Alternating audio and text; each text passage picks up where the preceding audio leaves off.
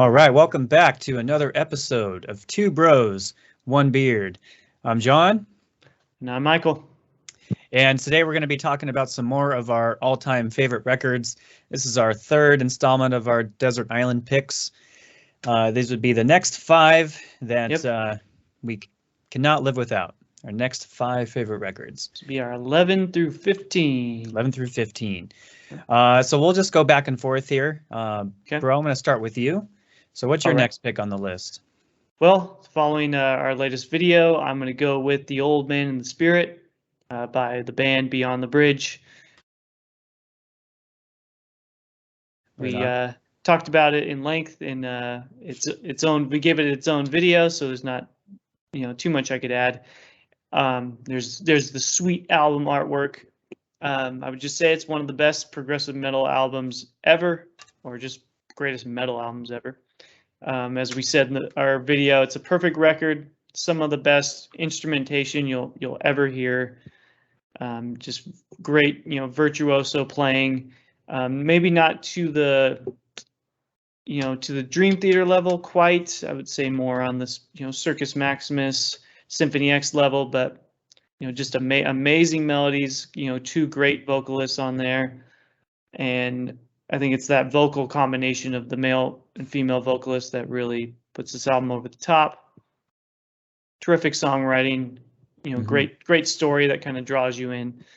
So it's just perfect. And it's an album, obviously, we're picking Desert Island ones. It's one you could constantly go back to and find something else that you appreciate about it. So go with that. Awesome. And my number 12 would be the album Snow by the band Spock's Beard. I don't think I put that in my top 10. Hopefully I didn't make a mistake here. But no, I did. So okay. No, it wasn't you. We had it somewhere. I would say more than any other album I've ever heard, this album satisfies the innate human need for storytelling. It's the ultimate album that really brings you in emotionally, more than probably anything else I've ever heard. Because the story is so well written. It's something that could definitely transition into like a play or even a movie. It would make a great movie. It's a perfect progressive rock record. Super, double disc. I don't know how many minutes, but it's super long record. But it never gets boring. There's so many different styles on this record. John, you probably talked about it in length when you put in your top 5 or top 10. But there's a lot of there's from classic rock influences to classic prog, but it's just super catchy, and a lot of great songwriting by Neil Morse. Is probably his best, up there amongst his best albums he's ever recorded. So even just the acoustic songs, great ballads. It's just a perfect record as well. And it's a dark record. It's somber. It's triumphant at times, but it's a little bit whimsical. It's kind of funny. It really captures or really tugs at every emotion. So that's what I love about the record. But yeah, everything from absolute heartbreak of the woman you love rejecting you to getting mustard on your shirt and being an albino. Rock and roll! Exactly. It covers covers the gamut. what man hasn't been there? So maybe if you've been there in particular, it's especially relatable. So Yep. Well, I'll start with that, and I'll pass it over to you, John, for your 11 and 12. Awesome. Okay, so the next one for me is, just make sure I'm holding this up well. This is Fiction by Dark Tranquillity. And I think the variant cover looks kind of like this. Looks almost like a Catatonia album, wouldn't you say? Yeah, it does. It's sweet. But this is hands down my favorite Dark Tranquillity record. This was released in 2007. I remember, I have like a vivid memory of actually going into an FYE music shop and buying this. Wasn't like following them super closely, but I walked in and I saw it and I was like, okay, picking this up. I was familiar with their last couple records before that. But this is really kind of the last of the, I mean, they've had a lot of lineup changes over the years, but I think most people would agree there is kind of that classic lineup, and that sort of spans the record Haven, Damage Done, Character, and then finally this one, Fiction. So this was the last record with Michael Nicholson on bass, and I mean, he doesn't really have anything credited to him for the most part, but there was some magic about that 5-piece or 6-piece, excuse me, in terms of the songwriting, the sounds, and everything else. It's also the last time they recorded at Studio Fredman, which was, I mean, that was like the mainstay for so many bands in the 90s, early 2000s of this movement. I mean, At the Gates, In Flames. Tons of bands recorded with in that studio, produced by Tu Madsen, who they would work with on the next record as well. But yeah, I mean, it's just they haven't topped this since, and I don't know that they will. I mean, they've really changed a lot over the past couple of years. I mean, the tempos have definitely slowed down. And there's still on this record, it's like the last one with like just total absolute fury. I mean, there's still blast beats in a few spots. But what's also great is there's two really, really amazing clean vocal spots from Michael Stoney. Okay. There's also a female guest vocalist on the last track. It's just an amazing song. It's just got I mean, you know, you look at this cover and I mean, I can just tell you that the music captures this mood, which can be hard to do. All right. Next is going to be, and I know you had this a lot higher, bro, but this is where it comes in for me. All right. Hymns for the Broken. Sweet. By Evergrey. And it is, yeah, it's my favorite Evergrey record. Released in 2014. This was the return of Jonas and Henrik, which was a very welcomed return from I think all of us fans. This is also the first one where they worked with Jacob Hansen, so he's got mixing and mastering credit on this. But it is another masterpiece. I mean, it's a concept record, kind of the first of a trilogy that was sort of loosely based on what Tom was going through in his personal life. But man, it's just got so many memorable riffs and guitar solos, and it's just, you know, The Grand Collapse is perhaps my favorite Evergrey song, at least at the moment. Okay. Just an amazing, amazing song. And I'll kick it back over to you. Sweet. Excellent choice. Yeah, I had Hymns for the Broken in my top 5. It's my favorite Evergrey record as well. It's one I could always go back to. And yeah, very personal record to me. So my number 13, I'm going to go with Ostura, The Room. We talked about this album at length. Yeah. It was part of our second Out of the Ashes video. So we've gone into detail, but it's just one of the best progressive metal records ever as well. Bands from Lebanon. So what I love about it, I don't think we really discussed it, is the cultural instruments as well in the album. So it has a nice Lebanese flair to it, which I really like. I like when mostly you hear from European bands, they'll bring in those European instruments, and it adds something extra to it. But the combination of a full live orchestra with progressive metal music, I don't think has been done to this level before. Got three amazing vocalists of very, very different styles. And then, I mean, great. I don't think we really highlighted the guitar player in our Out of the Ashes, but I mean, amazing guitar player as well. Kind of, very similar to a John Petrucci tone.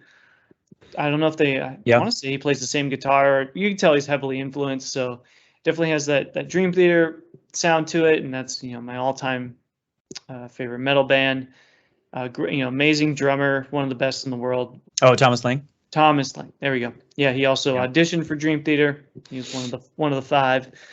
But yeah, just a brilliant concept record, and it's just a combination of progressive metal and like a film score, and it's very powerful and moving record. Mm-hmm. We're very excited for the next one as well. So my number, what would this be? My number 14? Yeah. Yes. All right. Number 14, I'm going with Redemption, Art of Loss.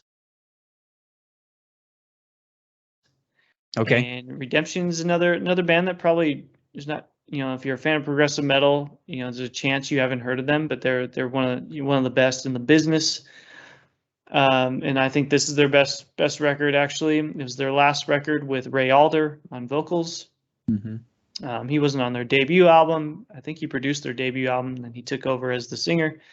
If you're familiar with his work with Fate's Warning, and one of the best metal vocalists out there.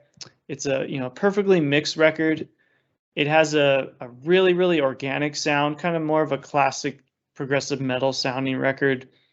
It has, I think, their longest song, or maybe their second longest. It's 20-minute epic, and it's incredible. It's almost like a progressive metal love story. I think it seems to be about if you had, or it's Nick, who's Nick Van Dyke, who's the main songwriter. It seems to be him reflecting back on his marriage and thinking if him and his wife could do it all over again, would they pick each other once again? Mm-hmm. And it's him crediting her for choosing him when he doesn't feel worthy of her. So it's very, or that, at least that's kind of what I get from the lyrics. That's what I got too. Is that Life in One Day? Is that the name of the song? I can't remember what it's called. At Day's End, maybe? Oh, you're right. It is At Day's End. I think. Yeah. Really, really amazing. Yeah, it's the Redemption record I go back to the most. Compositionally, I mean, they're the closest thing to Dream Theater. I know they have a lot of other influences, but that's who they most remind me of. And then there's a great cover on there. I forgot, it's a Who cover, right? Oh, the cover song. Yeah, Love Rain. Yeah. With oh man, sometimes like the things that you just. I know. I should have. With John Bush. John Bush from. Okay. Well, from Anthrax, of course, and Armored Saint. Yeah, amazing. Well, him and Ray trading off vocals. Yeah. Great cover. Yeah. Probably they've done a lot of covers. There was a bunch of extras on what was the record before that? On This Mortal Coil, they had a whole. Yeah, but as far as cover disc, their production, they seem to kind of just be sort of afterthoughts, like this thrown as bonus tracks. I mean, this is this is like a really, really quality cover. I hope we get one on the new record. It looks like we might, just judging by the song listing. I think Rain was listed, which I'm hoping is not just another song called Red Rain, and it's actually the Peter Gabriel song. But but they did New Year's Day on the last record, and that's right. Yeah. But this Who cover takes the cake, though. It's solid, and it fits really well into the rest of the record too. Yeah, it does. It really does. But yeah, great. And the other thing you didn't mention yet was that it has how many guest guitarists? 3, right? Yeah, it has. It's the first. Well, it has Chris Poland, right? Chris Poland. There we go. It also has Chris yes. And then it's the first album with I always forget his name. He's the Italian guitar player Is he on this? Yeah, I think it's the first record he was on because their original lead guitarist was going through some health issues, and they replaced him with a few guest guitarists. But so some great solo work on this album. There's so many guitar solos on that record. I think it's Simone. Yes, Mulroney, I think, or Mulroney. There we go, Simone Mulroney. I think that's close enough. Close enough. We'll go with Simone, but it's probably, to me, one of the things about Redemption that I think they suffer from some time to time is like the songs are great in that, you know, the riffs are cool and there's a lot going for it, but sometimes Yeah. it doesn't necessarily have the most kind of cohesive songwriting arc to it. Like it's just there's something where I just think, hey, you know, maybe a producer here and there would be valuable. Yeah. It's sort of like, you know, Walls stands out to me on Snowfall and Judgment Day because it's just such a great song overall. Like it's just Yeah. perfectly crafted. Anyways, this Art of Loss, I think overall has some of his best songwriting moments where he was able to just kind of capture that 4 to 5 minute, like, okay, this is solid. On like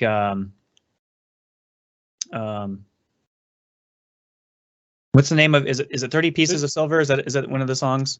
I think that's one of the longer ones. There's one that's it's a longer song, but it's just, it has such a great like verse chorus kind of sequence to it. Yeah, it's really, really good. I'd agree. But there's just some great songwriting, and then also too just how deeply personal it is, like you were mentioning at Day's End. I mean, yep.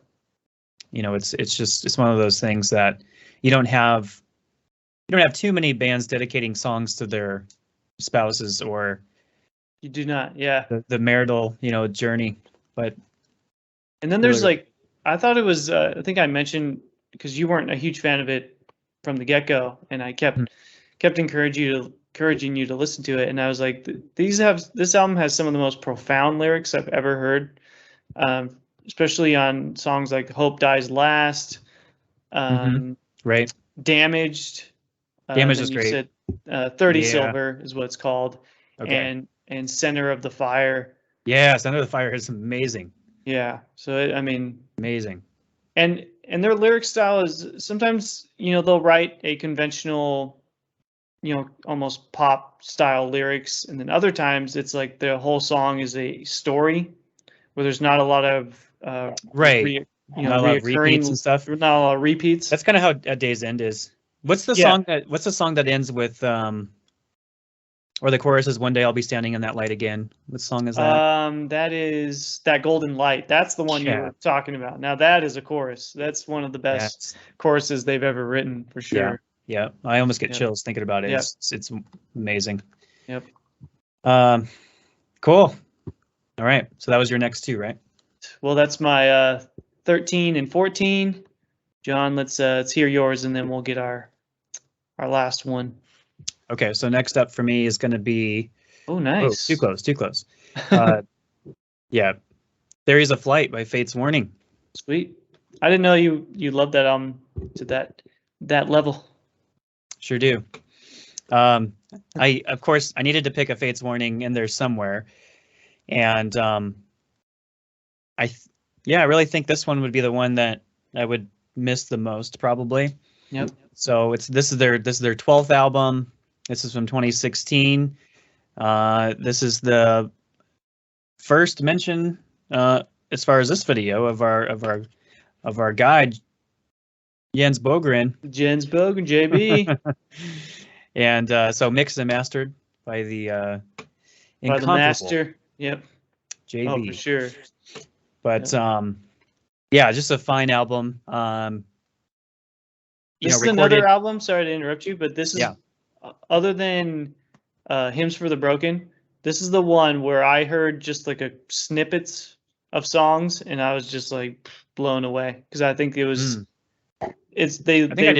they reached their melodic peak to where these songs were so grabby, and catchy, and that all you needed was like a few seconds, and you just knew that this album was special. So I mean, we were pretty captivated, or maybe in some ways like recaptivated with Darkness in a Different Light, because there had been such a gap from the 10th album to Darkness in a Different Light. And I think Darkness was when you became a fan, right? Yes, it is. That's how it come out. Yep. And I was just kind of dabbling with them for a lot of years, but when we had this kind of run of records, starting with Darkness and then Theories, and then their latest and probably last record, and that one, by the way, I may like almost just as much, but there's something it's close. It's a toss up. Close. Yeah. There's something really, really special about this one in particular. I think the first single we got, you were mentioning just hearing clips and stuff, was From the Rooftops, the opening track.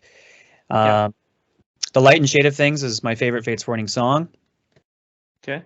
It's just absolutely amazing. And then also, you know, this was accompanied by a live record that came out either the next year or a couple of years later, which is one of my absolute favorite live albums. It's just recorded so well, and it really captures the band as they sound during this time in their career. And, you know, we've seen them, and it's been great just how active they've been over the past 6 or 7 years. So this was recorded as a 4-piece, but they did have Frank contribute a couple solos, so he's still kind of in the mix somewhere, which is cool. I mean, you get further proof and examples of just what an absolute beast Bobby Jarzompic is. I mean, just like he is, man. This guy is just unreal. But it doesn't take away from the bigger picture of the band. It doesn't detract from like Jim's writing or riff writing or anything like that. Yep, sure.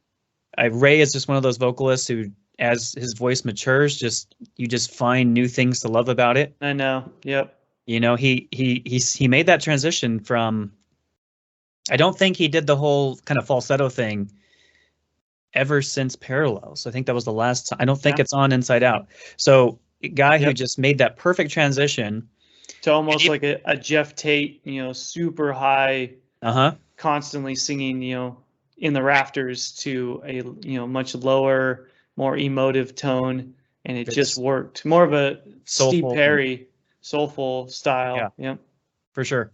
And I love what he did on the live record too, because even those old songs like on No Exit and Perfect Symmetry, where he did have to go into that falsetto. Yep. He just brought it down an octave and just sang it in his normal voice, and it's like just as cool. It's just as heavy. Killer. I know.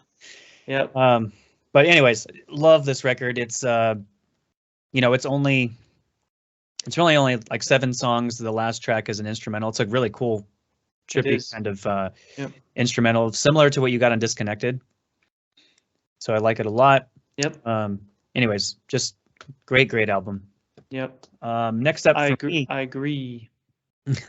Next up for me, we're gonna bring back our other favorite engineer and producer, and that would be Mr. Jacob Hansen. So this was the first time I would have heard his work. Okay. This is 11 Dreams by the Danish band Mercenary. This is another record I remember like distinctly where I was when I heard this, and what I was doing and everything else. Like I just remember hearing it for the first time. I was like, man, completely blown away. This is one of those. I put this up there with like Nevermore's Dead Heart in a Dead World. Certain records like that where like I think there's sort of, if we look back on the last 30 years of just these heavy metal milestones, I think this is one of those really special records that I hope will stand the test of time. I think this warrants its own Out of the Ashes, which I'll try to convince you to do down the road. But but this was their third record, and this is the last time actually it would feature their founding member Henrik Anderson. He went by a stage name Kral. But what's cool about this band is the way they were able to mix the clean singing, the Michael Sandinger, and not a death metal singing, but kind of a thrashy, like almost like James Hetfield or Tom Araya, where it was kind of like a shout or like a yell. Okay. And that's sort of like happening at all times with the other vocalists on top of it. So it's really unique in that it's not like, okay, you sing and then I'll sing, but there's kind of this constant, like both singers kind of going at the same time. There's also this kind of, I don't know how you describe the vocal style, but think of like The Reckoning by Iced Earth, kind of that sort of Tim Ripper sound that's going on through a lot of this record as well. But I mean, the highlights for me are going to be the title track, 11 Dreams, the closing sort of kind of epic. It goes Times Without Changes, which blends right into Loneliness, and the lyrics kind of share some commonality. It's really heavy on the keyboards, which is really cool. So it has a symphonic element. And then it also has. So sorry to interrupt you. So the keyboardist, and so there's brothers in the band, correct? Yeah. The keyboardist and the guitar player. No, the keyboardist and singer. So Michael Sandinger Oh, okay. on vocals, and then his brother Martin. Yeah. See, I was familiar with him Sorry. because he was in a band called Pretty Maids. Yeah, and Morton I played like, with yeah. Pretty Maids, yeah. But yeah, it's just a very eclectic record. There's all kinds of different styles and sounds. Like I was saying, there's kind of the symphonic metal. There's moments too where it's very traditional death metal too, which is cool. But it doesn't overpower the record. It's really not about that all the way through. Yeah. And then there's a kind of I guess dare say lighthearted sort of cover on there as well, which really breaks up the record nicely. It's kind of the way that I'm Sorry does on Okay. Recreation Day by Evergrey, Yeah. which is also a cover, but it's very much like that in that it's not like the rest of the album, but it's a good kind of stopgap in the middle point of the record. But amazing record. I don't think I mentioned it yet, but this came out in 2005. So Okay. it is absolutely worth checking out. They're still active, although with I think only the guitar player who stuck it out, and I think he's the founding guitarist actually. Okay. But other than that, it's a completely different band these days, which is too bad. But Krall and Michael were actually, there's been talk for years about this new band called Fire Soul, which is also one of the tracks on this album, and they have been demoing, and like it's just, we've heard about this for, I mean, I'm not joking, probably 10 years now. It seems like, when's this project going to finally be released? But I'm hoping someday, because yeah, and then they tried to keep the sound going on the next record without Krall doing all of those vocals that he did and his songwriting and stuff. It just wasn't quite the same, but it is also a good record. But anyways, high praise for this album. Sweet. And what's your last pick, bro? All right. So this was kind of tough. Once we're getting up to 15 records, it's hard to rank them. But I decided to go with Avantasia, the Scarecrow. Nice. I heard this album probably shortly after it came out, and I was just getting into metal, I guess, of this this style. Maybe I was listening to Symphony X at the time, Dream Theater maybe a little bit, and then I discovered a band called Avantasia. I forgot who recommended it. Maybe you did. And yeah, I've always loved this band. This was kind of their they kind of transitioned from a straight classic power metal to more of a modern with multiple styles. So their original two albums sounded quite a bit different. Then they brought in Sasha Paeth on guitar, and he produced the record. And it really, I think it saved Tobias's career. You could maybe argue, or elevated his career quite a bit. Yeah, for sure. And also the caliber of guests. Yeah, that was the key. That's what I was going to get to. This was is how I discovered Jorn Land, who's to me the best singer on earth. You had Michael Kiske on there, Bob Catley, who's on pretty much every Avantasia record, I think. Oliver Hartman, who's another one of his guitar players, is also a really good singer. You had, Alice Cooper on here. The introduction song is one of the best Avantasia songs, period. It's called Twisted Mind with Roy Khan. I still think the best Avantasia song is the title track, The Scarecrow. Yeah. It's my favorite Jorn moment. It's just the most, vocally one of the most epic songs ever. Then you have Amanda Somerville, who's one of my favorite female vocalists. She hasn't been on an Avantasia record since for whatever reason, but she's always toured with them. And just the duet ballad, What Kind of Love is one of the, no, sorry, is that the name of the song? Maybe I'm getting that. That sounds right. Is that right? Maybe that's it. Okay, let's go with that. But yeah, it's a amazing song, almost like has a Celine Dion feel to it. So yeah, a lot of different styles on this record. It's poppy at times. I still classify it as power metal, and I'm not a huge power metal fan, but I would put this amongst my favorite power metal albums ever. And I still think, I think they're going to re-release it with some either some extra songs, or I know they're gonna, I think, remaster it. Hopefully, maybe they remix it even though I think it's pretty perfectly mixed. But I'm looking forward to that. Tobias, said this was, such an important record in his career. And I think for most Avantasia records, it's right there at the top. And yeah, just love this album. Is this the one that also has Tim Owens and Russell Allen? That would be the Wicked Symphony, which came out after this. Oh, so Russell's not on this one? No, he's on the next two, which he released in one day, on the same day, which was the Wicked Symphony and Angel of Babylon were released on the same day, which are two amazing records as well. Yep. But if I had to rank them, I'd put this first. Okay. Yeah, right on. That's definitely my favorite of the Avantasia records too. Sweet. My last pick is going to be the Neal Morse Band. Nice. The Similitude of a Dream. And I just wanted to, I found this quote from Mike Portnoy because I remember part of the reason I checked it out. For some reason, I didn't check out the first Neal Morse Band album. And I think part of that was I wasn't too familiar with Neal Morse just yet. Yeah, same here. I remember, he's quoted as saying, "We just made the album of our careers after this came out." And he talked about being like the absolute creative pinnacle of all the collaborations that he and Neal have done.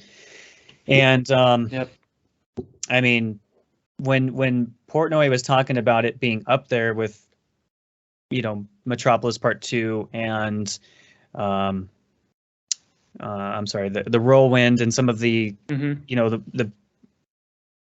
the more critically acclaimed works he's done.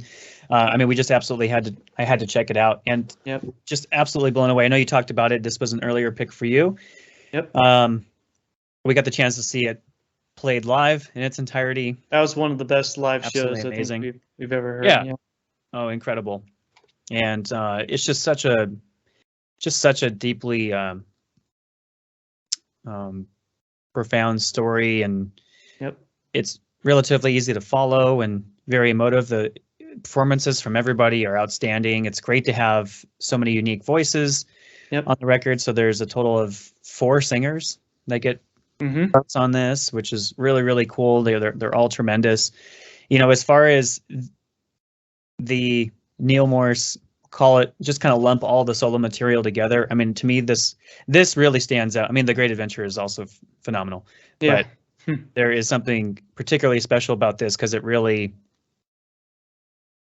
I think, up there with Snow as far as Neal Morse classics, some of the best stuff he's done. And, and it also has a broad spectrum of styles. I mean, it's definitely kind of more conventional progressive rock, but then there's also still some really heavy stuff, and it rivals even some of the heavy stuff from Dream Theater. So, I have to say it's absolutely fantastic record, and definitely one I would not want to be without. Absolutely. Yeah, it's another double disc, I think it's pushing 100 minutes. Yeah, insanely long. But some of my favorite guitar solos and just guitar melodies I've ever heard, up there with anything John Petrucci has ever written, and he's probably my all-time favorite guitar player. And the story is based off, as I mentioned before, on Pilgrim's Progress, one of the most famous Christian literary works. It's a very basic story. It's really just the story of salvation through Christ, and it's told in like a Odyssey-like story, similar to like a Lord of the Rings, where it's this journey. The main character leaves the city of destruction, or a life of sin, and the burden of sin, and is kind of, I guess, traveling to his destination being salvation, and Jesus, being the one to lift his burden or take his burden away. Really powerful story. And then the sequel, as you mentioned, Great Adventure, is a perfect sequel. So if you get into that record, then I definitely want to check the sequel out for sure. Definitely. All right. Well, we did it. It's our next 5. We did it. I don't know if we could do another 5, or I'm going to struggle anyway. I know you have 25 listed, but I'll do my best. A lot of music, but yeah. Too much good stuff out there. But yeah, so you know, of course, sharing our favorites, but these are also recommendations. And if there's some stuff that absolutely. you haven't heard before or checked out, do yourself a favor if you're into the progressive or power metal genres or anything on the melodic side of heavy metal music. Yep. Give all these records a chance. Absolutely. All right. Well, I think that about does it for us here at Two Bros, One Beard. Thanks everyone for tuning in, and we will see you later. Yep. Also want to add, if you like this video, please give us a like. We appreciate it. Any subscriptions. For sure. So yeah. And thanks for checking out our latest installment of our Desert Island Picks, and we'll catch you on the next video. Take care.